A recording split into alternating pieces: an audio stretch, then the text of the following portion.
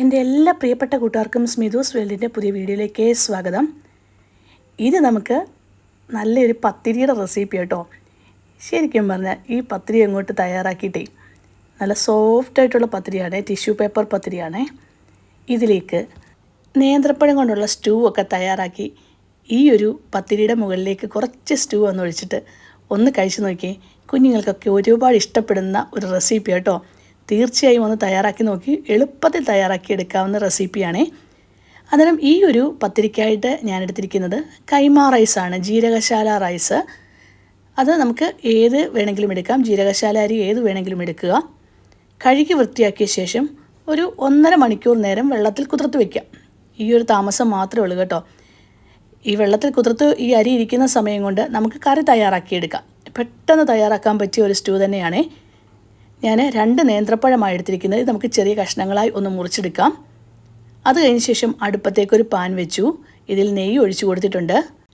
Stew എന്ന് പറയുമ്പോൾ തന്നെ അറിയാം, അധികം എരിയൊന്നുമില്ലാത്ത കറിയാണ്. ഈ നേന്ത്രപ്പഴത്തിൻ്റെ സ്റ്റൂ എന്ന് പറഞ്ഞാൽ കുറച്ച് മധുരമൊക്കെയുള്ള ടൈപ്പാണ് കേട്ടോ. നെയ്യ് ചൂടായി വന്ന സമയത്ത് മുറിച്ച് വെച്ചിരിക്കുന്ന ഏത്തപ്പഴം ഇതിലേക്ക് ഇട്ട് കൊടുക്കാവുന്നതാണ്. ഈ ഏത്തപ്പഴത്തിന് കുറച്ച് മഞ്ഞ കളർ കുറവ് കേട്ടോ, അതുകൊണ്ടാണ് ഇങ്ങനെ ഈ ഒരു കളറിലിരിക്കുന്നത്. എല്ലാ ഏത്തപ്പഴവും ഇതുപോലെ തന്നെ ഇട്ട് കൊടുത്ത് നമുക്ക് ഒന്ന് ഫ്രൈ ചെയ്തെടുക്കാവുന്നതാണ്. ഇതിലേക്ക് പഞ്ചസാര കൂടെ വേണമെങ്കിൽ നമുക്ക് ചേർത്ത് കൊടുക്കാമേ. ഇഷ്ടമുള്ളവരാണെങ്കിൽ പഞ്ചസാര വേണമെങ്കിൽ മാത്രം ചേർത്ത് കൊടുത്താൽ മതി. പഞ്ചസാരയും കൂടെ ചേർത്ത് നമുക്ക് ഒരുമിച്ച് ഇതിനെ ഒന്ന് നെയ്ക്കകത്ത് ഈ ഏത്തപ്പഴമൊക്കെ വറുത്തതിന് മുകളിൽ കുറച്ച് പഞ്ചസാരയൊക്കെ വിതറി സ്നാക്സായിട്ട് എടുക്കുമ്പോൾ ഒരു പ്രത്യേക ടേസ്റ്റ് അല്ലേ. അങ്ങനെ ഇഷ്ടമുള്ളെങ്കിൽ മാത്രം എടുത്താൽ മതി, ഇല്ലെങ്കിൽ ആ പഞ്ചസാര എന്നുള്ളൊരു സ്റ്റെപ്പ് ഒഴിവാക്കുക തന്നെ ചെയ്യാം. അങ്ങനെ ഏത്തപ്പഴം എല്ലാം വറുത്തെടുത്തിട്ടുണ്ട്. ഇനി ഇത് നമുക്ക് പാനിൽ നിന്ന് മാറ്റാവുന്നതാണ്. ഈ 1 കപ്പ് തേങ്ങ മാത്രം മതിയേ. ഇത് മിക്സിയുടെ ജാറിലേക്ക് ഞാൻ ഇട്ട് കൊടുത്തു. 4 പേർക്ക് കഴിക്കാവുന്ന സ്റ്റൂവിൻ്റെ റെസിപ്പിയാണ് ഞാൻ ഷെയർ ചെയ്യുന്നത്. അന്നേരം തേങ്ങ ഇട്ട് കൊടുത്ത ശേഷം ഇതിലേക്ക് ഒരു 10 കാഷ്യൂനട്ട് വെള്ളത്തിൽ കുതിർത്തതും കൂടെ ഇട്ട് കൊടുക്കുവാണേ.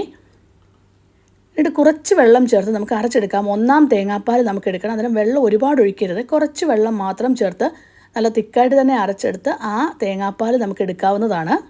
തേങ്ങ നന്നായി അരച്ച ശേഷം അരിച്ച് 1-ാം തേങ്ങാപ്പാൽ നമുക്ക് മാറ്റി വയ്ക്കാം. 3/4 കപ്പ് തേങ്ങാപ്പാലുണ്ട്. ആ തേങ്ങയിലേക്ക് തന്നെ ഏകദേശം 1 കപ്പ് വെള്ളം കൂടെ ഒഴിച്ച് നല്ലതായി ഒന്നുകൂടെ ഒന്ന് അരിച്ചെടുത്താൽ 2-ാം തേങ്ങാപ്പാലും തയ്യാറായി. എന്നിട്ട് ഞാൻ ഈ വറുത്തെടുത്ത ഏത്തപ്പഴം വേറൊരു പാത്രത്തിലേക്ക് ഇട്ട് കൊടുക്കുന്നുണ്ട്.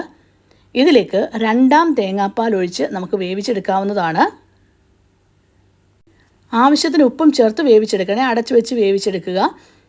ഇപ്പോൾ ഈ ഒരു 2-ാം തേങ്ങാപ്പാൽ ഒഴിച്ച് ഇത്രയും കുറുകി കിട്ടിയിട്ടുണ്ട്. നമുക്ക് ഈ ഒരു ഇത്രയും മാത്രം തിക്കായിട്ടിരുന്നാൽ മതി. ഈ ഒരു സമയത്ത് നമുക്ക് 1-ാം തേങ്ങാപ്പാൽ ഇതിലേക്ക് ചേർത്ത് കൊടുക്കാവുന്നതാണ്. ഉപ്പുണ്ടോ നോക്കണം, ഉപ്പില്ലെങ്കിൽ കുറച്ചുകൂടി ഉപ്പ് ചേർത്ത് കൊടുക്കുക. 1-ാം തേങ്ങാപ്പാൽ ചേർത്ത് കൊടുത്ത് ഒന്ന് തിളച്ച് വരുന്ന സമയത്ത് തീ ഓഫ് ചെയ്യണേ. തേങ്ങാപ്പാൽ ചേർത്ത് തിളപ്പിച്ചെടുക്കരുത്, ചെറുതായി ഒന്ന് തിളച്ച് തുടങ്ങുമ്പോൾ തന്നെ ഓഫ് ചെയ്യണം. കണ്ടോ, ചെറിയൊരു തിള വരാൻ തുടങ്ങിയിട്ടുണ്ട്. ഈ ഒരു സമയത്ത് തീ അങ്ങ് ഓഫ് ചെയ്തേക്കുക. കറി കുറച്ച് ലൂസായിട്ടിരിക്കുന്നത് തോന്നും, പക്ഷേ അത് ആറിക്കഴിയുമ്പം കറക്റ്റ് നല്ല കുറുകിയ ചാറ് നമുക്ക് കിട്ടുവേ. ഇനി ഒരു പാനിൽ ശകലം നെയ്യ് മാത്രം ഒഴിച്ചാൽ മതി. കുറച്ച് നെയ്യ് ഒഴിച്ച് ഇതിലേക്ക് ഒരു ചെറിയ കഷ്ണം ഇഞ്ചി, പച്ചമുളക്, കറിവേപ്പില, കാഷ്യൂനട്ട് ഇത്രയും വറുത്ത് നമുക്ക് ഈ ഒരു കറിയിലേക്ക് ഒഴിച്ചു കൊടുക്കാവുന്നതാണ്. ശരിക്കും പറഞ്ഞാൽ മധുരമുള്ള കറിയൊക്കെ ഇഷ്ടമുള്ളവരാണെങ്കിൽ തീർച്ചയായും ഈ ഒരു റെസിപ്പി ചെയ്ത് നോക്കണം കേട്ടോ. ഞാൻ പറഞ്ഞ ഈ ഒരു പത്തിരിയുടെ കൂടെയൊക്കെ കഴിക്കാൻ വളരെ ടേസ്റ്റി ആയിട്ടുള്ള ഒരു റെസിപ്പി തന്നെയാണ്. തീർച്ചയായും തയ്യാറാക്കി നോക്കിക്കോളൂ. ഈ ഒരു സമയത്ത് സ്റ്റൂവിൻ്റെ ചൂടൊക്കെ ആറി വന്നിട്ടുണ്ട്. നല്ല കുറുകിയ ചാറോട് കൂടിയ സ്റ്റൂ തയ്യാറായിട്ടുണ്ട്. ഇനി നമുക്ക് പത്തിരി തയ്യാറാക്കിയെടുക്കുന്നത് എങ്ങനെയാണെന്ന് നോക്കാം. ജീരകശാല അരി കുതിർത്ത് വെച്ചിട്ട് 1.5 മണിക്കൂറായിട്ടുണ്ട്. ഞാൻ മിക്സിയുടെ ജാറിലേക്ക് ഇട്ട് കൊടുക്കുവാണേ. ഈ ഒരു അരിയിലേക്ക് 1/4 കപ്പ് അവല് കുതിർത്ത് വെച്ചതാണ് ഞാൻ ചേർത്ത്. ഒരു 10 മിനിറ്റ് നേരം മാത്രം കുതിർത്ത് വെച്ച് അവല് ചേർത്ത് കൊടുക്കുക. ഞാൻ മട്ടയവലാണ് ചേർത്ത് കൊടുക്കുക. വെള്ളയവലുണ്ടെങ്കിൽ അതാണ് നല്ലത് ഒന്നുകൂടെ, കാരണം ആ കളർ കറക്റ്റ് നമുക്ക് കിട്ടും. അല്ലെങ്കിൽ 1/4 കപ്പ് ചോറ് ചേർത്ത് കൊടുത്താലും മതിയേ. ഇതിലേക്ക് ഒരു കോഴിമുട്ട ചേർത്ത് കൊടുക്കാവുന്നതാണ്. അതിനോടൊപ്പം 1 കപ്പ് തേങ്ങാപ്പാലും കൂടെ ചേർത്ത് കൊടുക്കണം. ഇനി തേങ്ങാപ്പാലൊക്കെ എടുക്കാൻ ബുദ്ധിമുട്ടാണെങ്കിൽ 1 കപ്പ് പശുവിൻ പാൽ ചേർത്ത് കൊടുത്താലും മതി. ഞാനൊന്ന് അരച്ചെടുത്ത് വന്നിട്ടുണ്ട്. എന്നിട്ട് ഇതിലേക്ക് ആവശ്യത്തിന് ഉപ്പും 1 ടീസ്പൂൺ നെയ്യൂടെ ചേർത്ത് നല്ല മയത്തിൽ തന്നെ അരച്ചെടുക്കാവുന്നതാണ്. ഇതിലേക്ക് അരക്കപ്പ് തേങ്ങാപ്പാലോ അല്ലെങ്കിൽ പശുവിൻ പാലോ കൂടെ ചേർത്ത് നല്ലതായി ഒന്നുകൂടെ യോജിപ്പിക്കുക. അന്നേരം ടോട്ടൽ 1.5 കപ്പ് തേങ്ങാപ്പാലാണ് നമ്മൾ ചേർത്തിരിക്കുന്നത്. ഉപ്പുണ്ടോ നോക്കണം. ഉപ്പില്ലെങ്കിൽ ഉപ്പ് ഇട്ട് കൊടുക്കാവുന്നതാണ്. മാവ് തീരെ കനം കുറഞ്ഞ മാവാണ് നമ്മൾ തയ്യാറാക്കിയെടുത്തിരിക്കുന്നത്. എന്നിട്ട് പാനിലേക്ക് ഒഴിച്ച് നമുക്കൊന്ന് ചുറ്റിച്ചെടുക്കാം. തീരെ കനം കുറഞ്ഞ രീതിയിലുള്ള പത്തിരി നമുക്ക് കിട്ടും. ടിഷ്യൂ പേപ്പറിൻ്റെ കട്ടി മാത്രമേ വരാവൂ. എന്നിട്ട് നമുക്കറിയാമല്ലോ എന്തുമാത്രം സോഫ്റ്റായിട്ടും കട്ടി കുറഞ്ഞ രീതിയിലുമാണ് നമ്മൾ പരത്തിയെടുക്കുന്നതെന്നുള്ളത്. കണ്ടോ, ഈ അരികൊക്കെ കണ്ടോ, തീരെ കനം കുറഞ്ഞ രീതിയിലാണ് ഇരിക്കുന്നത്.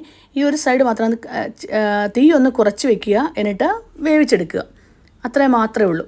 പെട്ടെന്ന് തന്നെ വെന്ത് കിട്ടുമേ. നെയ്യ് വേണമെങ്കിൽ നമുക്ക് നെയ്യൂടെ ഒന്ന് തൂത്ത് കൊടുക്കാവുന്നതാണ്. നെയ്യ് ഇഷ്ടമുണ്ടെങ്കിൽ മാത്രം ചേർത്ത് കൊടുത്താൽ മതി, ഇല്ലെങ്കിൽ ആ ഒരു സ്റ്റെപ്പും നമുക്ക് ഒഴിവാക്കാവുന്നതാണ്. അപ്പം കണ്ടോ, കൈവച്ച് തന്നെ നമുക്കിതിനെ ഒന്ന് എടുക്കാൻ പറ്റും. അത്രയ്ക്ക് പെർഫെക്റ്റായിട്ടുള്ള ഒരു പത്തിരി തന്നെയാണ് നമ്മൾ തയ്യാറാക്കിയിരിക്കുന്നത്. തീർച്ചയായും ഈ ഒരു അളവിൽ തന്നെ നിങ്ങൾ ഈ പത്തിരി ഒന്ന് തയ്യാറാക്കി നോക്കിയോളൂ. ബ്രേക്ക്ഫാസ്റ്റായിട്ടും ഡിന്നറായിട്ടും ഒക്കെ നിങ്ങൾക്ക് കഴിക്കാൻ പറ്റും. അത്രയ്ക്ക് ടേസ്റ്റിയാണ്. ഞാൻ ഈ ഒരു പത്തിരി ഒന്ന് കാണിക്കാം എങ്ങനെ ഇരിക്കുന്നതെന്ന്. കണ്ടോ, നല്ല സോഫ്റ്റായിട്ടുള്ള, നല്ല ഒട്ടും കട്ടിയില്ലാത്ത ടൈപ്പ് പത്തിരി തയ്യാറായിട്ടുണ്ട്. ഇതിൻ്റെ കൂടെ ആ ഒരു നേന്ത്രപ്പഴം സ്റ്റൂവും കൂടെ ഉണ്ടെങ്കിൽ അടിപൊളിയാട്ടോ. ഇനിയും നേന്ത്രപ്പഴം സ്റ്റൂ തന്നെ വേണമെന്നില്ല, ചിക്കൻ കറിയോ ബീഫ് കറിയോ ഒക്കെ ആണെങ്കിൽ പൊളിയാണ്. തീർച്ചയായും ഈ ഒരു റെസിപ്പി ഒന്ന് തയ്യാറാക്കി നോക്കിക്കോളൂ. ഇഷ്ടമാകുകയാണെങ്കിൽ ഒന്ന് ലൈക്ക് ചെയ്യാനും ഷെയർ ചെയ്യാനും സബ്സ്ക്രൈബ് ചെയ്യാനും കമൻറ്റ് ബോക്സിൽ കമൻറ്റ് ചെയ്യാനും മറക്കല്ലേ. Thank you for watching.